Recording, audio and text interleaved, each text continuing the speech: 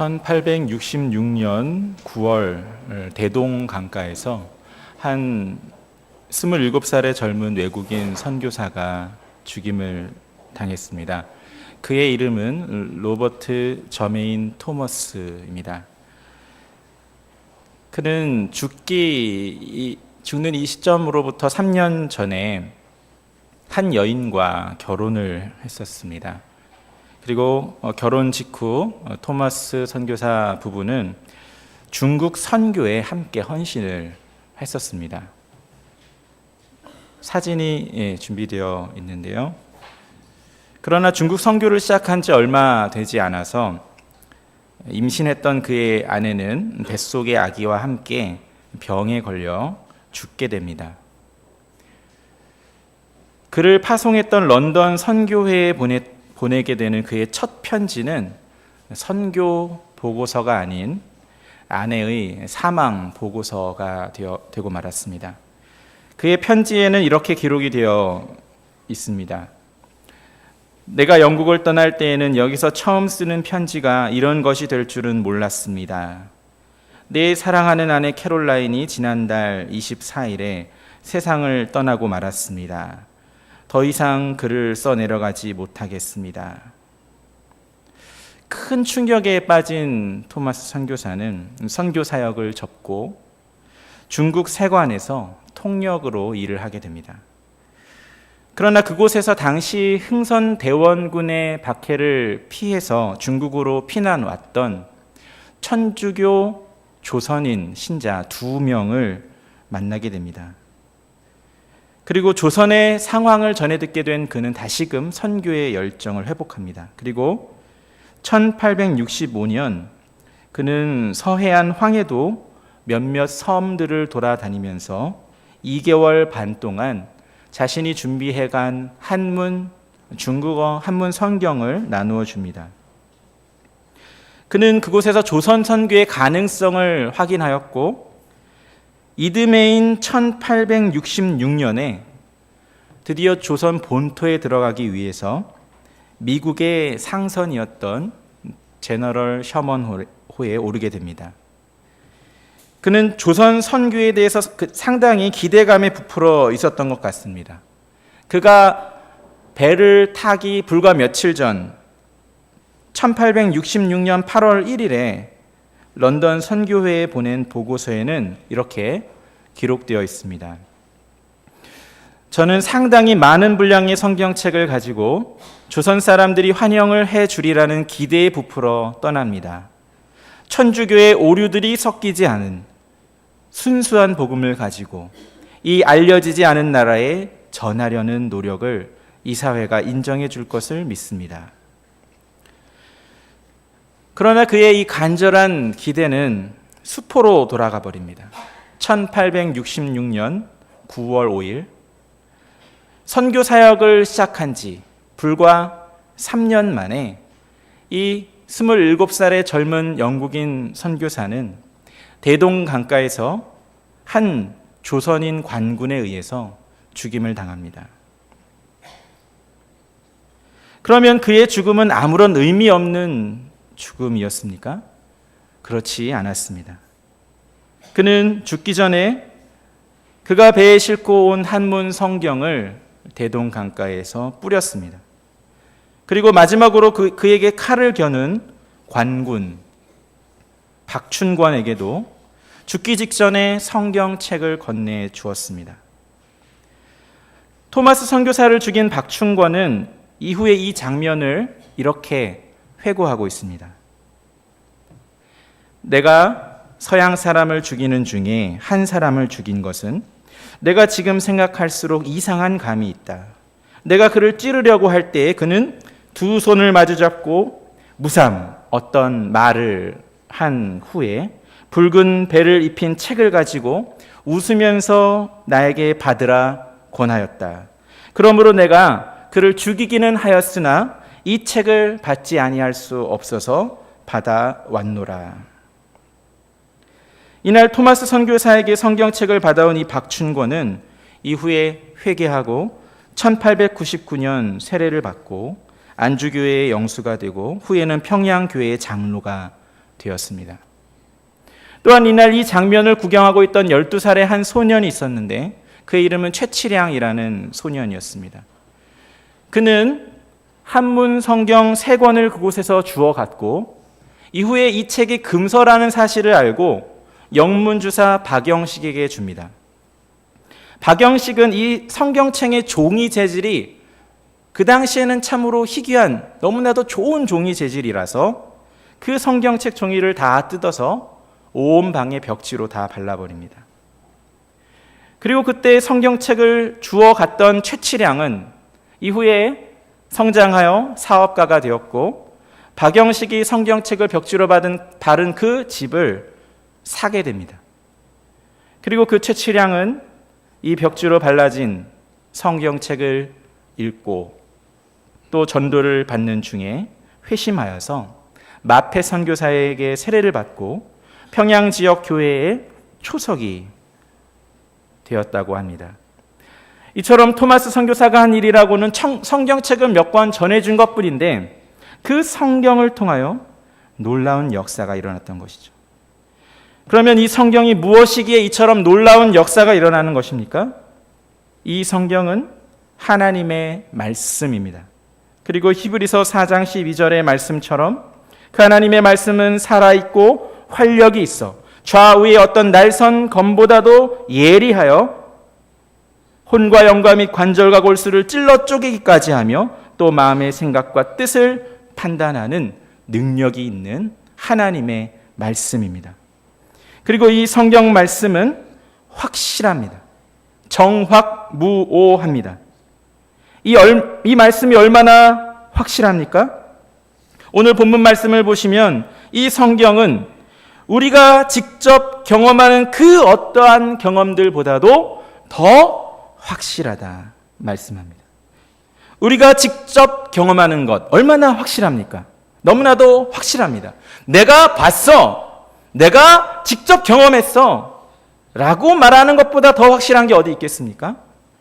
그런데 오늘 말씀은 그 직접 경험하는 경험보다 이 성경이 더 확실한 예언의 말씀이라고 말씀하는 것입니다. 게다가 그 직접 경험한 경험이 심지어 하나님의 영광을 본 것, 심지어 하나님의 음성을 직접 들은 것이라고 할지라도 그것보다도 더 확실한 예언의 말씀이라고 말씀하고 있습니다. 오늘 본문 16절 이하의 말씀을 보면 사도 베드로는 자신의 경험에 대해서 이야기를 합니다. 그런데 이 경험은 어떤 경험입니까? 그가 변화산상에서 예수 그리스도의 변화되는 그 영광을 보았던 경험입니다. 지극히 큰 영광 중에서 하나님 아버지의 음성을 들었던 경험입니다. 우리 17절과 18절 말씀을 함께 읽어보겠습니다. 같이 읽겠습니다. 지극히 큰 영광 중에서 이러한 소리가 그에게 나기를 이는 내 사랑하는 아들이요 내 기뻐하는 자라 하실 때에 그가 하나님 아버지께 존귀와 영광을 받으셨느니라. 이 소리는 우리가 그와 함께 거룩한 산에 있을 때에 하늘로부터 난 것을 들은 것이라. 베드로는 하나님의 음성을 직접 들었던 것입니다. 혹시 우리 가운데 이 베드로만큼의 경험을 하신 분이 계십니까? 이 베드로만큼 확실하게 그 영광을 보고 이 베드로만큼 확실하게 그 음성을 들으신 분이 계십니까? 이 베드로는 너무나도 확실하게 보았고 또 들었습니다. 그런데 이 사도 베드로는 그 확실한 자신의 경험, 심지어 일반적인 어떠한 경험도 아니고 하나님의 영광을 보고 하나님의 음성을 직접 들었던 그 경험, 그것보다도 더 확실한 예언이 있다고 말씀하는 것입니다. 그것이 무엇입니까? 바로 이 성경 말씀입니다. 19절 말씀을 우리 함께 읽어보겠습니다. 같이 읽겠습니다. 또 우리에게는 더 확실한 예언이 있어 어두운 데를 비추는 등불과 같으니 날이 새어 샛별이 너희 마음에 떠오르기까지 너희가 이것을 주의하는 것이 옳으니라. 그리고 이어지는 20절에서는 먼저 알 것은 성경의 모든 예언은 이라고 말씀함으로써 이 19절에서 말씀했던 더 확실한 예언이 바로 성경임을 우리에게 알려주고 있습니다. 그러므로 우리는 어떻게 해야겠습니까? 이 성경의 가치를 그 무엇보다도 더 무겁게 여겨야 하겠습니다. 이 성경의 권위가 어떠한 것인 줄로 알고 그 권위를 더욱더 무겁게 인정해야 하겠습니다. 혹시 나의 경험이 성경의 가르침과 다르다면 나의 경험보다도 더 성경의 가르침을 따를 수 있어야 하겠습니다. 그런데 사실 우리의 경험이라고 하는 것이 얼마나 연약한 것입니까? 또 얼마나 왜곡되기 쉬운 것입니까? 같은 사물을 보고도 다르게 이야기할 수 있습니다. 같은 사건을 목격하고도 다르게 이야기할 수 있습니다. 화면을 한번 보여주시면 어느 쪽 중간에 있는 주황색 원이 어느 쪽 원이 더 크게 보이십니까? 오른쪽 편이 더 크게 보이지 않습니까? 그런데 그 다음 화면 넘겨주시면 또 같습니다. 또 다음 화면 보여주시죠. 글자가 보이시는지 모르겠는데 A라고 써 있는 글자와 B라고 써 있는 글자가 있습니다. A의 색깔과 B의 색깔이 같습니까? 다릅니까? 같습니까? 다릅니까? 예, 한번 그다음 클릭을 한번 해주시죠. 클릭 한 번만. 네.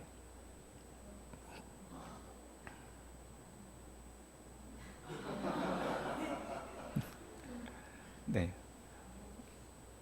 애니메이션 효과를 넣었는데 이게 움직이질 않네요. 네.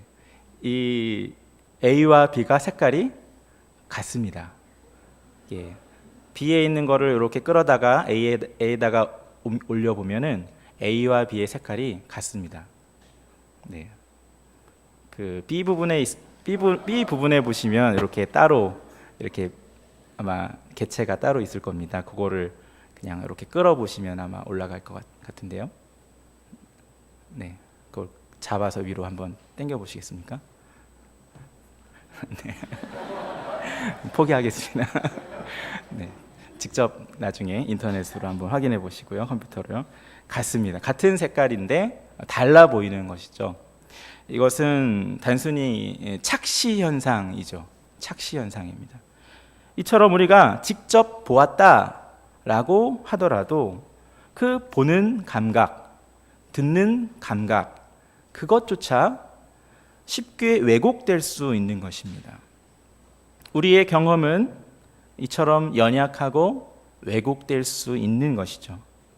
그러므로 우리가 가장 믿을 만한, 가장 신뢰할 만한 것은 무엇입니까? 오직 성경 말씀밖에는 없는 것입니다. 그러므로 우리의 모든 경험은 최종적인 권위가 되는 성경 말씀에 근거하여 판단되어져야 하는 것입니다.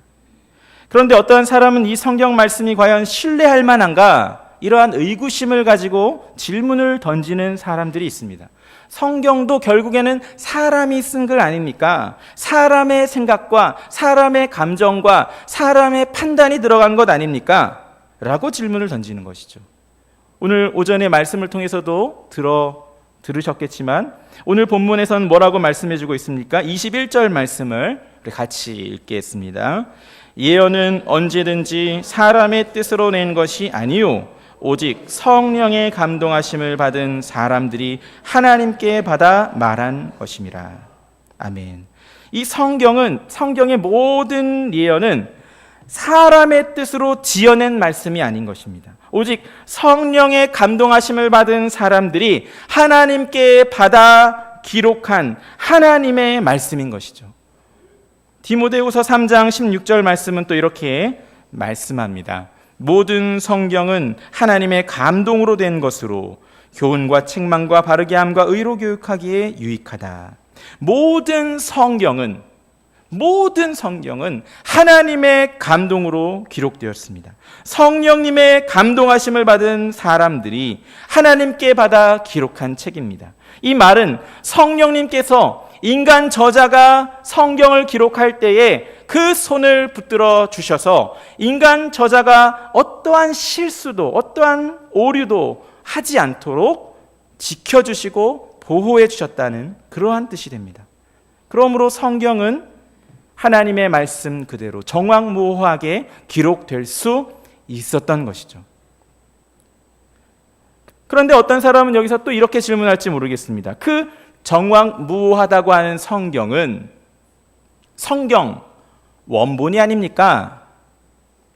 처음에 성경을 기록하기 시작했던 모세로부터 마지막 요한계시록을 기록하는 사도 요한까지 그 원저자가 기록했던 히브리어, 헬라어 그 성경 원본만 정확무오한 것 아닙니까?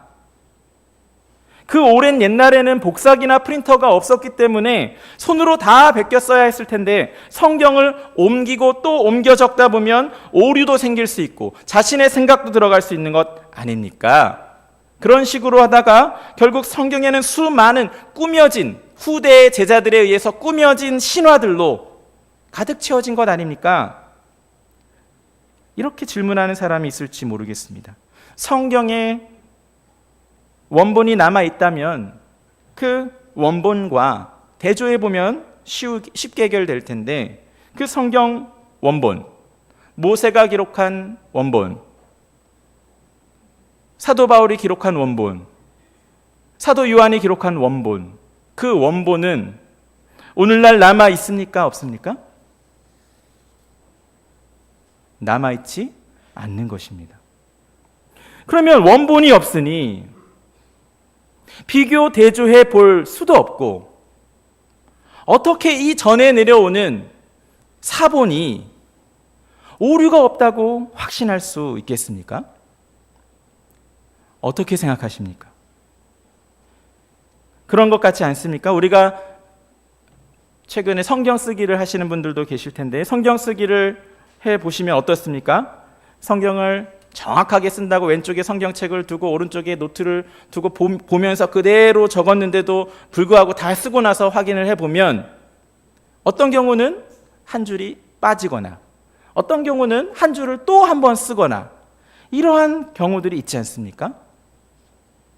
그런 실수들이 있는 것이죠. 그래서 어떠한 신학자들은 실제로 이렇게 생각하는 사람들도 있습니다. 성경에 기록된 말씀들 중에 뼈대가 되는 일부 말씀들만 진짜고 나머지는 후대의 사람들에 의해서 덧붙여지고 덧붙여져서 성경이 만들어졌다. 예수님의 행적에 대한 사복음서의 말씀들도 예수님의 말씀들이나 그런 교훈들이나 몇몇 부분들만 진짜고 나머지 기적들이나 이러한 부분들은 다 후대 제자들에 의해서 꾸며지고 덧붙여진 것이다. 이렇게 주장하는 사람들도 있습니다. 1900년대 초 수많은 신학자들이 이러한 생각에 사로잡히게 되었습니다. 그래서 그들은 성경을 난도질하기 시작했습니다. 이 부분은 덧붙여진 것일 거야. 이 부분은 과장된 것일 거야. 이렇게 저렇게 난도질하며 성경에다가 저 나름대로의 각주를 달기 시작했습니다. 그래서 그 각주 때문에 원어 성경이 엄청나게 두꺼워졌다고 합니다. 그런데 1947년 한 놀라운 일이 벌어집니다. 그때까지만 해도 가장 오래된 구약 히브리어 성경 사본은 약 1000년 전의 것이었습니다. 그런데 그보다도 무려 1000년이나 앞선 2000년 전의 구약 성경이 1947년에 발견되는 것입니다. 이 발견은 참으로 우연스럽게 이루어집니다. 1947년에 잃어버린 양을 찾아서 헤매던 베두인 한 소년이 광야에서 한 동굴을 발견합니다. 그 동굴 속에 혹시나 위험한 동물이 있지는 않을까 해서 동굴에 직접 들어가질 않고 돌을 들어다가 동굴 안으로 던져봅니다. 그런데 그 소리가 둔탁한 돌 떨어지는 소리가 아니라 쨍그랑 하는 항아리가 깨지는 소리가 나는 것이죠. 이게 뭘까 해서 들어가 보니까 그곳에는 수십 개의 항아리들이 있었고 그 항아리 안에는 2000년 전에 기록된 히브리어 구약 성경 사본들이 들어 있었습니다. 이게 바로 오늘날 사해사본이라 불리는 것입니다. 이곳은 약 BC 150년경에 에세네파라고 불리던 사람들이 광야에서 살았던 그러한 장소이고 그들이 보았던 히브리어 성경을 항아리에 보관해 두었던 것입니다. 그런데 더욱더 놀라운 사실은 그 2000년 전의 히브리어 성경을 살펴보니까 오늘날 우리가 가지고 있는 히브리어 성경 사본과 비교했을 때 어땠을 것 같습니까? 거의 같았다는 것이죠. 이것은 성경을 필사해서 우리에게 전해주는 신앙의 선주들이 얼마나 그 말씀을 정황무오하게 전해주려고 노력했는지를 보여주는 결과물인 것입니다. 자신의 생각을 덧붙이거나 자신의 생각대로 빼지 않고 주어진 말씀 그대로 필사하여 후대의 사람들에게 전해주었던 것입니다. 오늘날에도 비록 성경의 원본은 발견되지 않았지만 2000년의 세월 동안 성경의 기록이 그렇게 정확히 전승될 수 있었다면 성경의 원본 또한 우리가 지금 가지고 있는 그 사본들과 크게 다르지 않을 것을 우리는 확신할 수 있는 것입니다.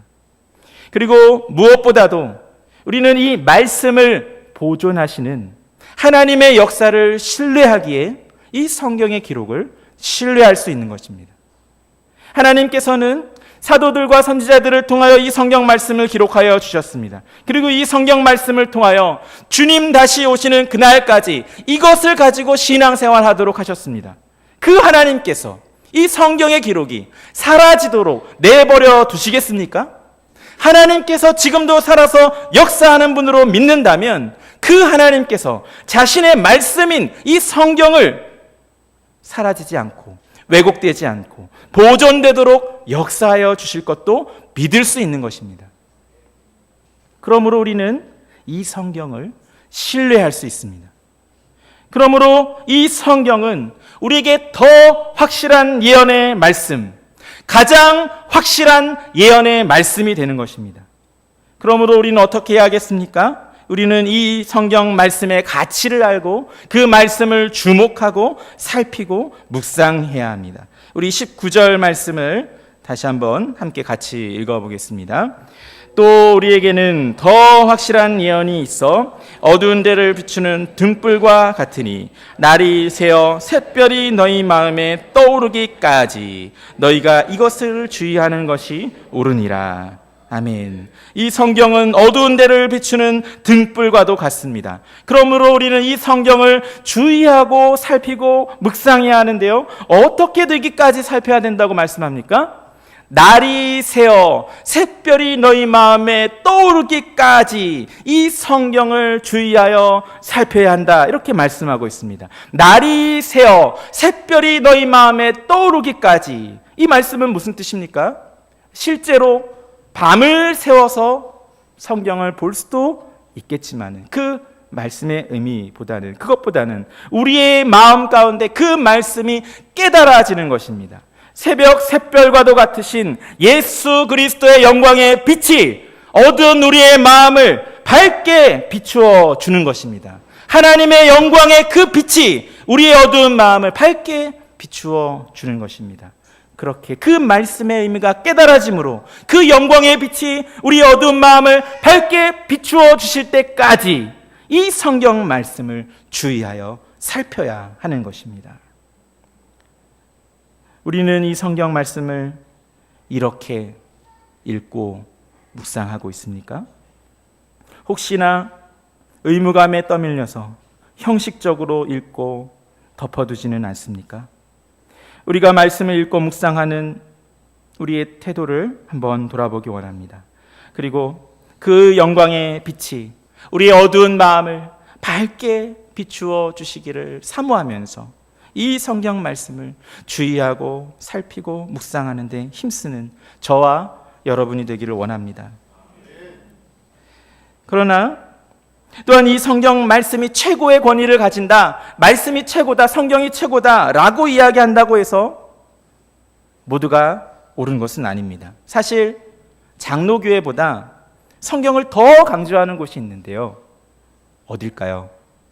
이단들입니다. 신천지에 가는 많은 사람들이 이렇게 이야기합니다. 신천지는 성경만 가지고 이야기해.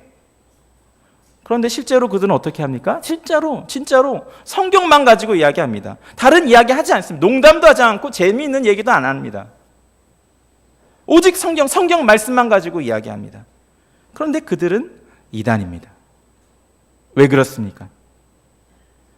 그들은 성경을 자의적으로 해석했기 때문입니다. 이단들은 대부분 성경의 단어들을 뽑아서 사용합니다. 그 앞뒤의 문맥을 살피지를 않고 그 단어나 어떠한 한 문장만을 뽑아가지고 자신의 교리에 짜 맞추기식 해석을 합니다. 그 단어, 그 문장만 보면 정말로 그럴듯합니다. 정말로 그럴듯하니까 넘어가는 것이죠.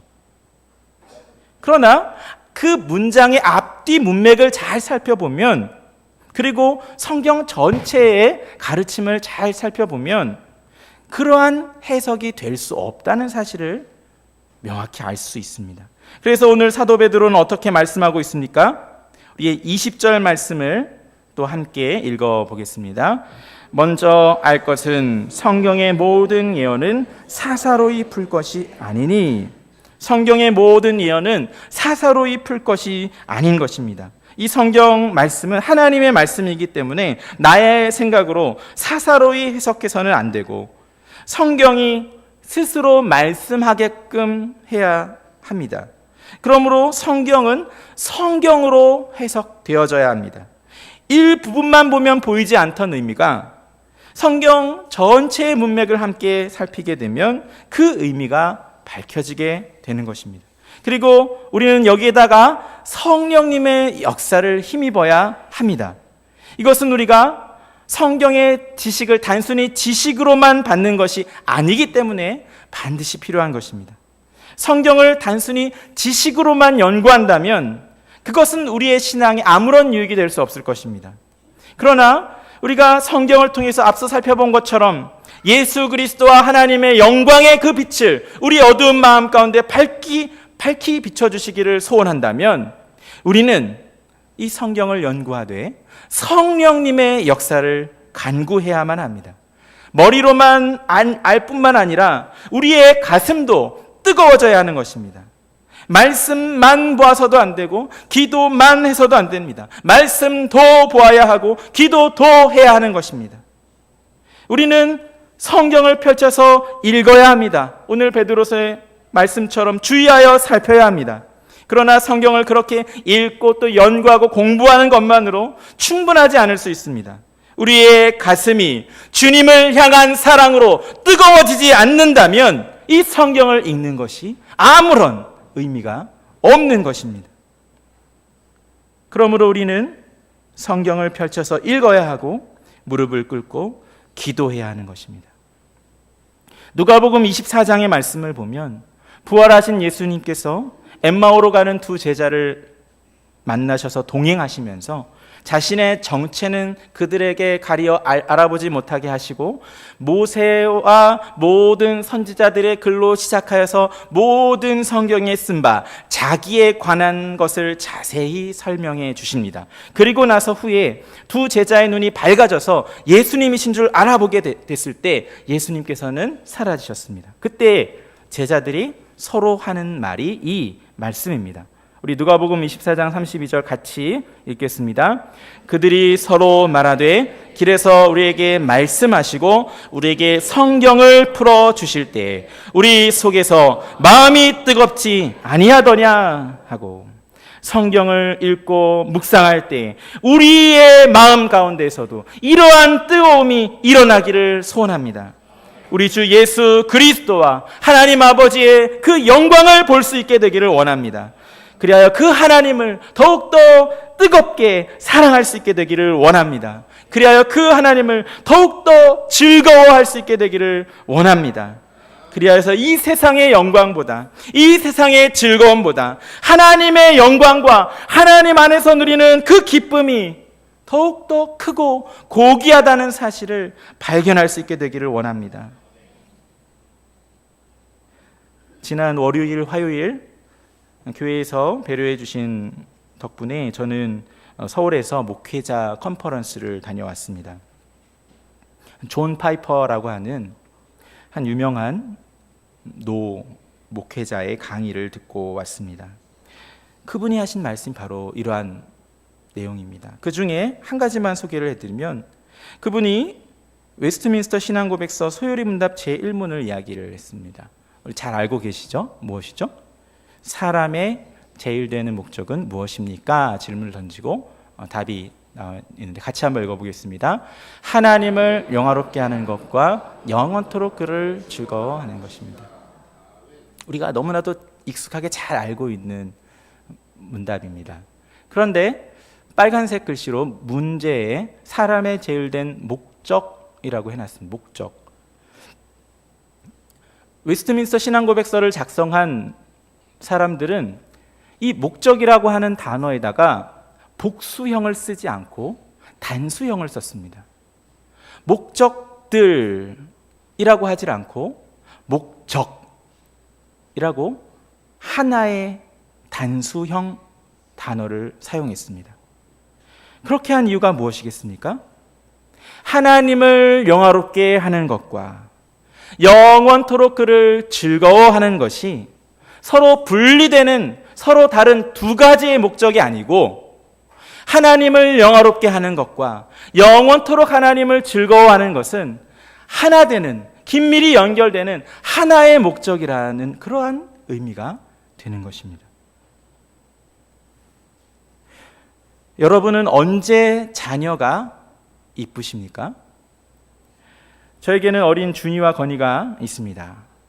아빠 하고 와서 달려와서 안기면 너무나도 이쁘고 사랑스럽죠. 요즘에 건이가 꺼니 아빠, 내 아빠 이런 말을 표현을 많이 합니다. 내 아빠, 내 아빠.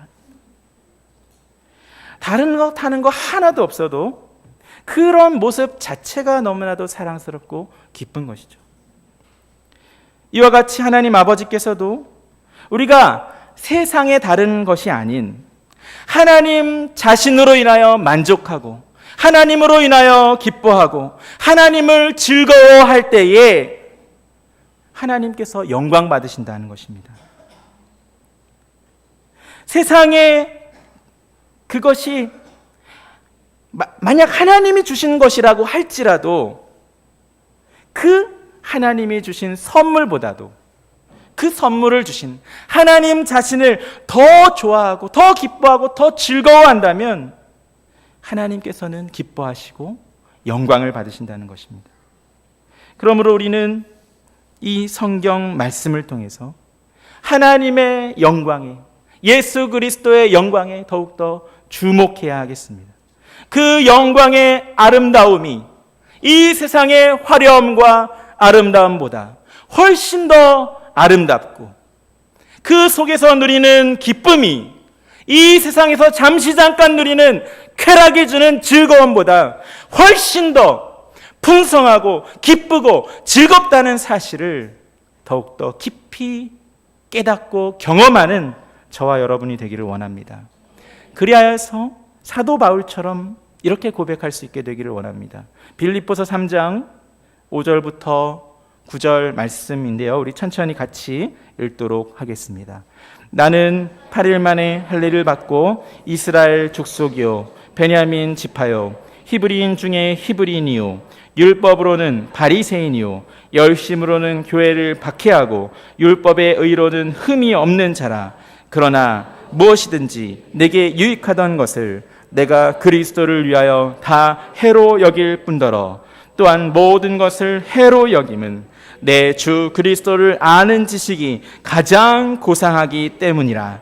내가 그를 위하여 모든 것을 잃어버리고 배설물로 여김은 그리스도를 얻고 그 안에서 발견되려 함이니, 내가 가진 의는 율법에서 난 것이 아니요 오직 그리스도를 믿음으로 말미암은 것이니 곧 믿음으로 하나님께로부터 난 의라.